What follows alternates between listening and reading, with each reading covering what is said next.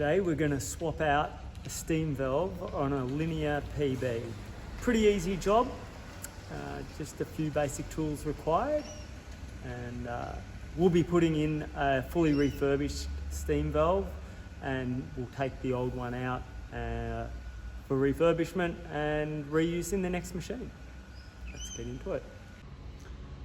Here's the tools we're going to use for this job. A nice cup of coffee. A couple of different sized shifters. A small Phillips head screwdriver. I think that's a number 0. And a number 1 Phillips head screwdriver. A smaller blade screwdriver. A pair of modified vice grips or needle nose pliers.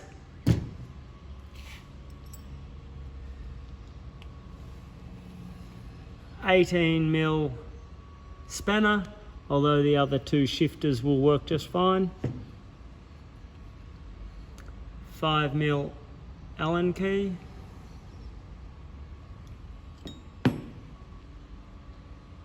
And something to help you remove the silicone tube.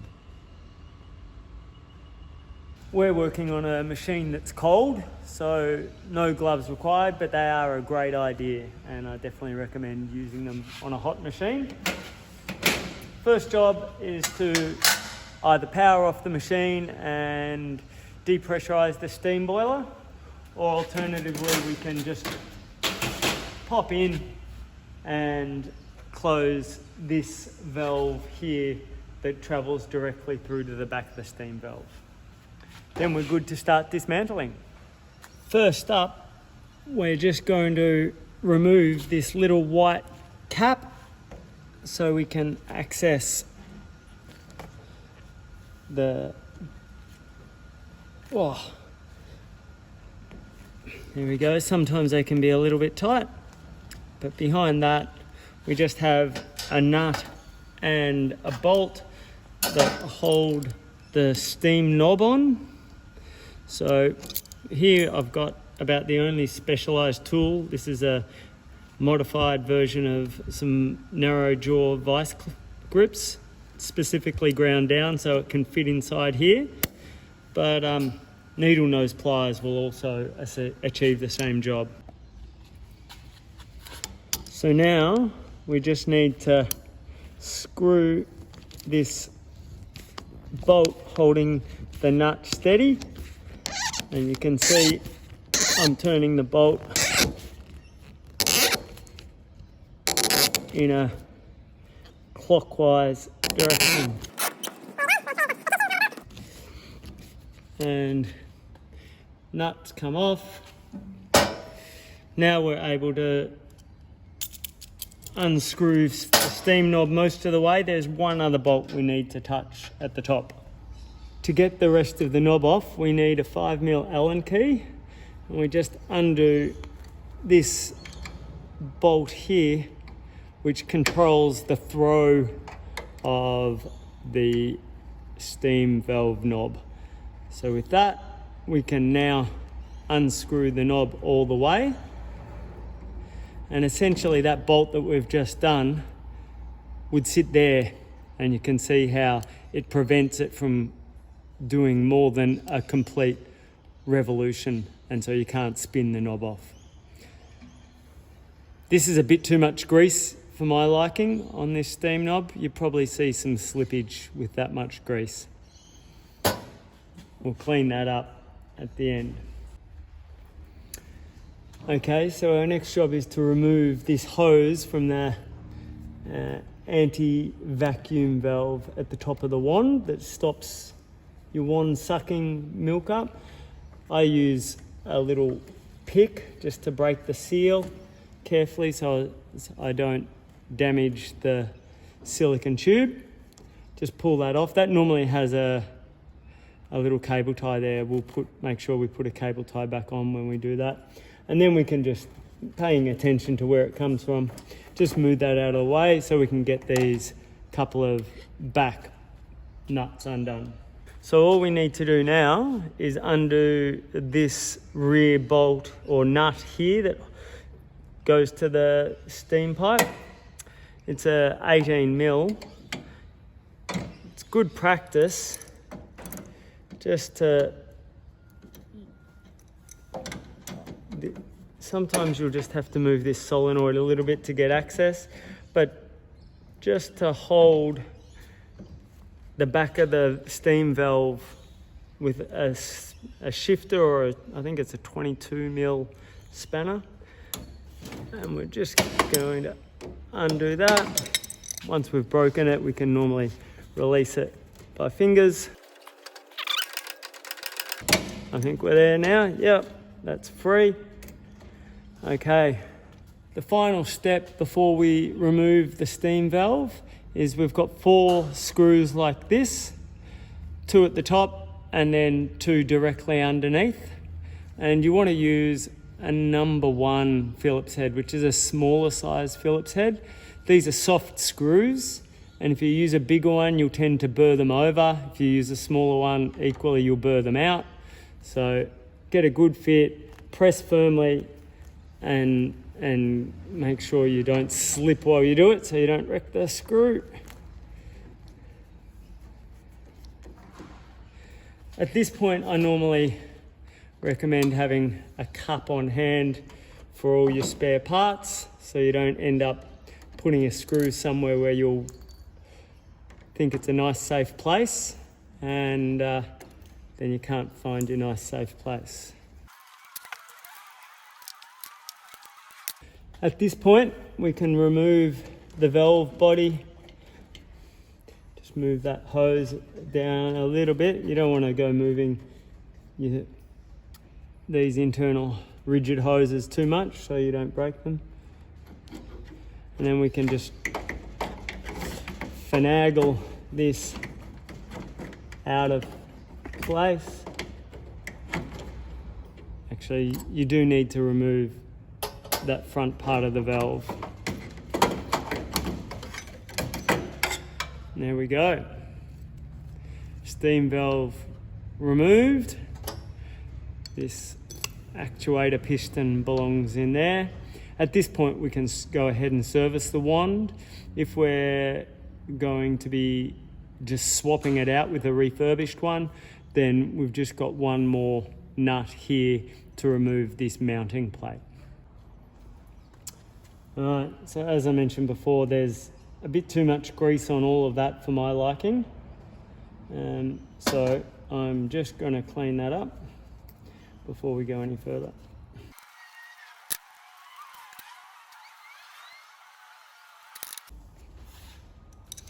With that cleaned up, we just need to get this front bracket off. Normally, I would use a vise to hold all of this and just undo that here in the workshop, but since you don't normally have a vise on site, we won't worry about that. And we'll just use 2 shifters, one to hold the valve body and the other to get that nut free.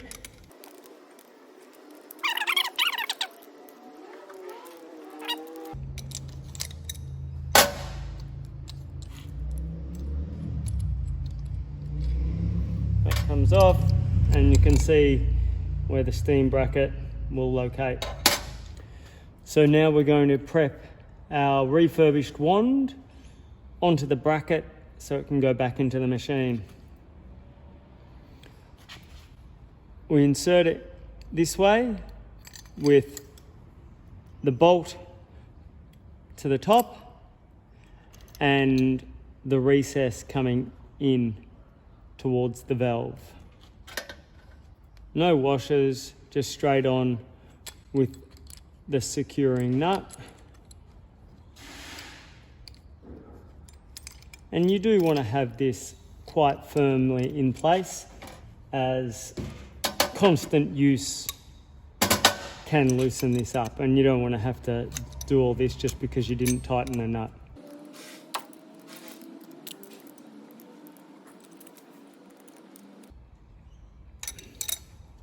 So again, just to get it finally tight, we're going to secure the back of the steam valve with a larger shifter and just tighten that right up. Okay. We're now ready to reinsert our steam valve. So to reinsert the valve, remove the actuator piston, gently jiggle that down and into position. And then our first job is just going to be to locate these 4 screws. I don't normally do any of them tight at this point. I just get them started.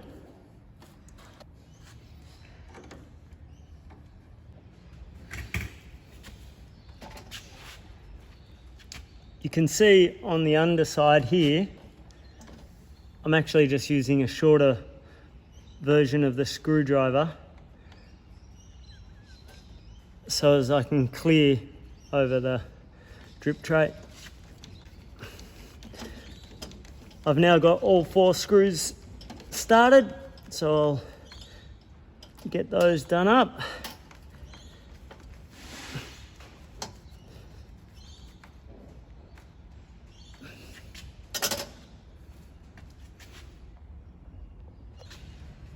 Getting the rear steam pipe attached can sometimes be a bit fiddly.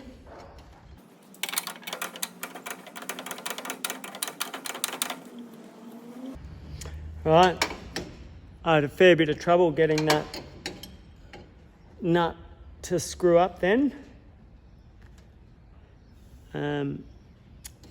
It's just the corner, the bend in the steam tube at that point, the steam supply tube, really can make it tricky.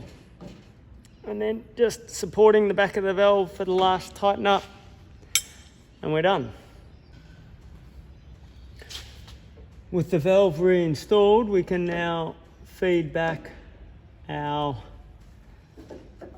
anti-vac valve drain tube. Pop that on. We'll grab a cable tie for that in a moment. Then with the thread side forward, we can insert our steam valve actuator piston. So first on is the wider Teflon washer. Then we go on with steam knob. There's our other copper washer. So we're going to screw that steam knob in, and our copper washer. The final step is just to get this lock nut back on place, and then we need to adjust where the steam knob engages.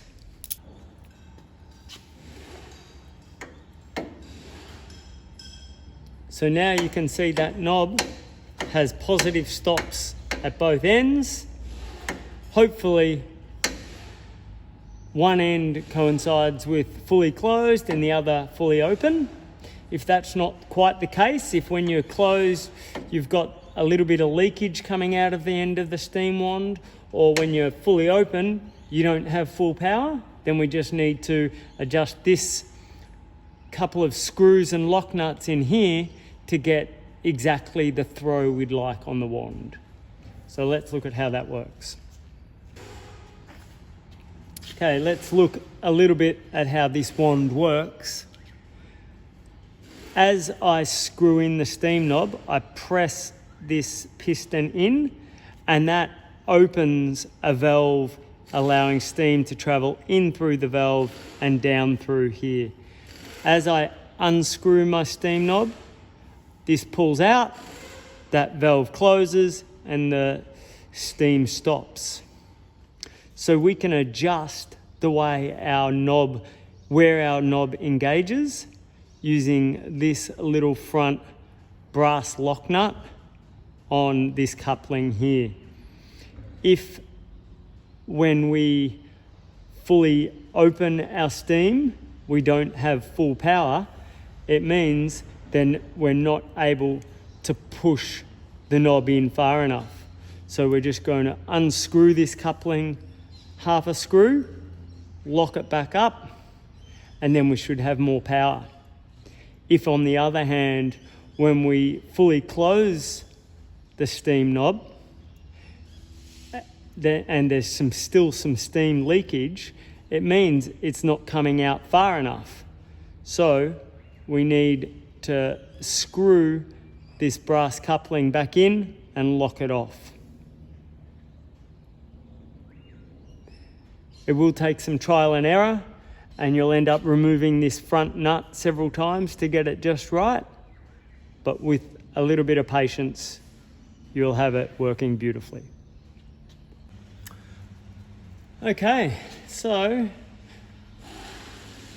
as this machine's not on, we're not able to test this wand. We'll have to do that when we power it up at a later date. But on goes the front cap of the steam knob. On goes the cable tie to hold the silicone tube in place. A little tip with cable ties: if you use side cutters to nip them off, you will leave a sharp edge for the next guy who's working on your machine to come along and cut themselves on. If you use a nice sharp blade, you'll leave it nice and flat and nobody's going to hurt themselves on that. And we're done. Steam valve exchange complete.